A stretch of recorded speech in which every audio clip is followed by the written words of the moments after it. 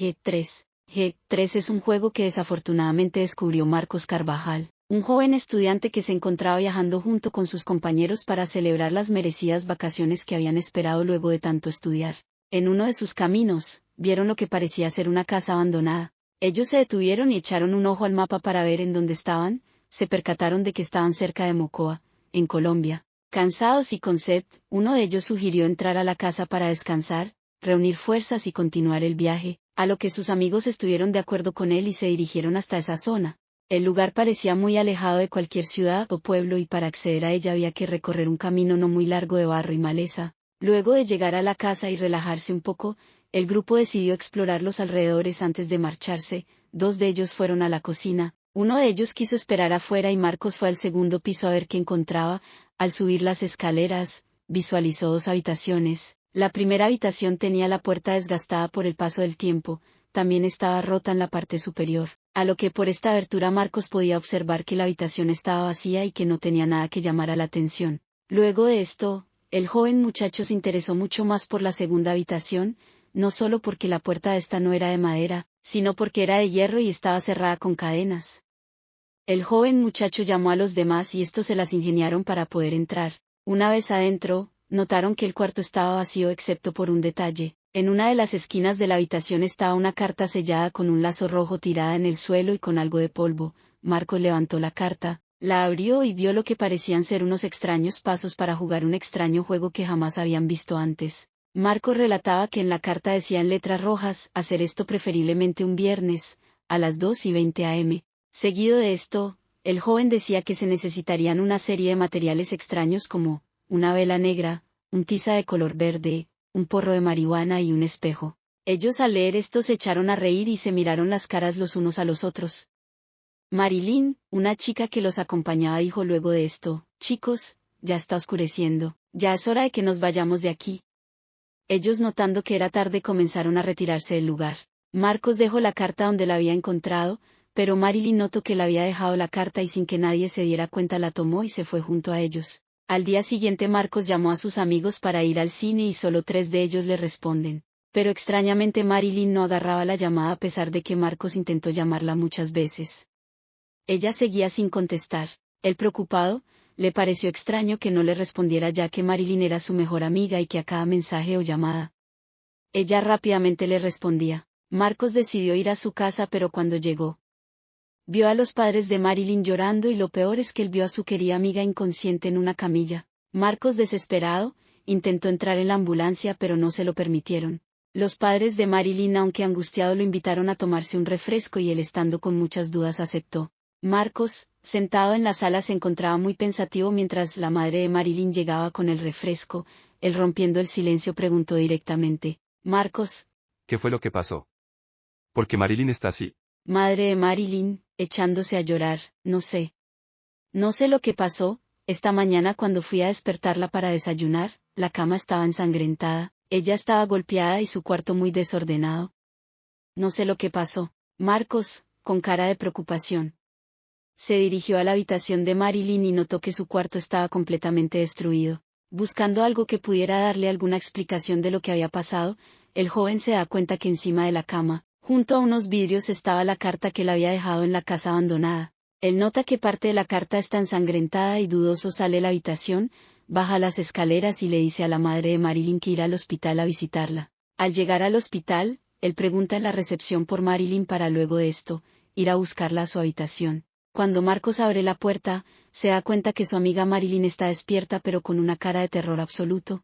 Marcos se pone frente a ella, la sujeta suavemente y comienza a platicarle. Marcos. Marilyn.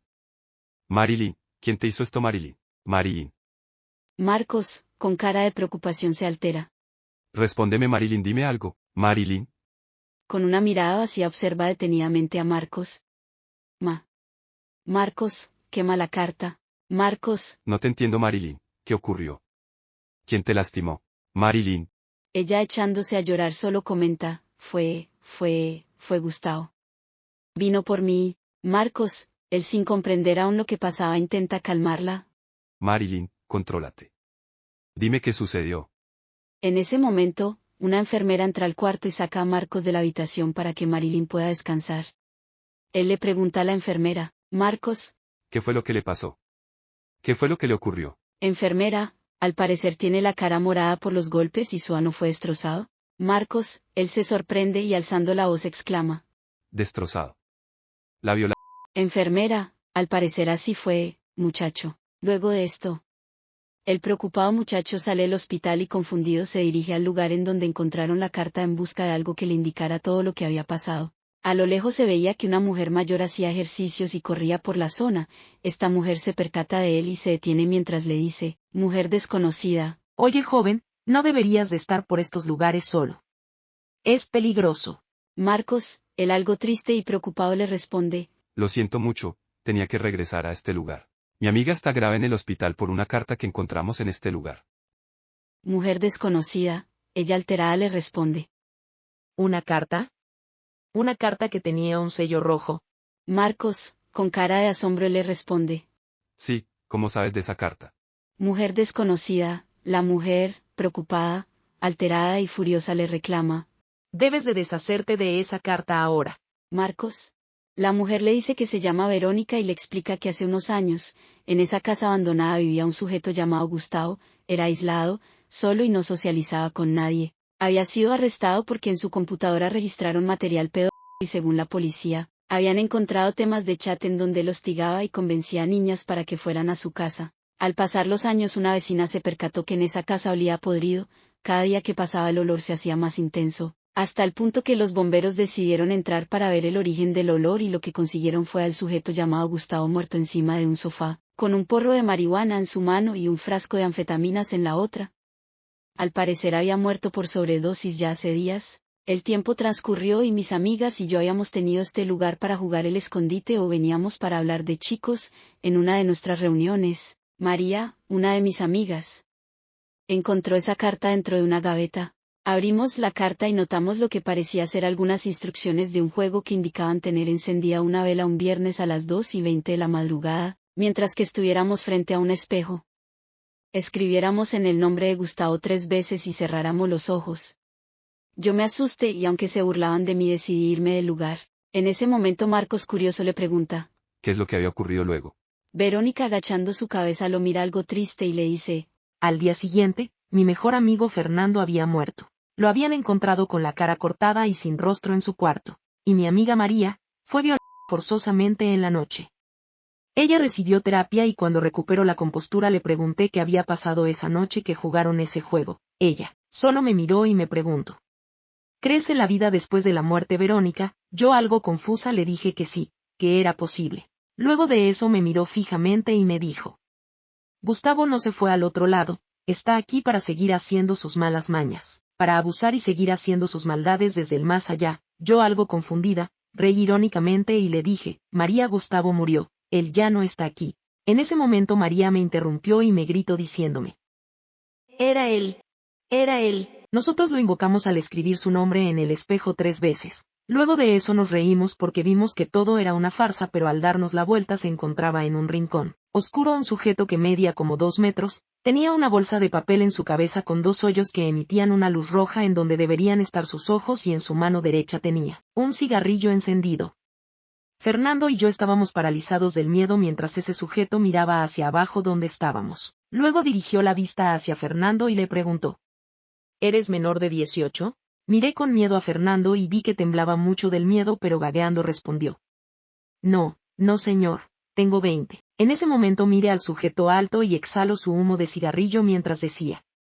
Tú irás a mi colección. Al terminar de decirle eso a Fernando, el sujeto se abalanzó rápidamente encima de él y comenzó a arrancarle el rostro.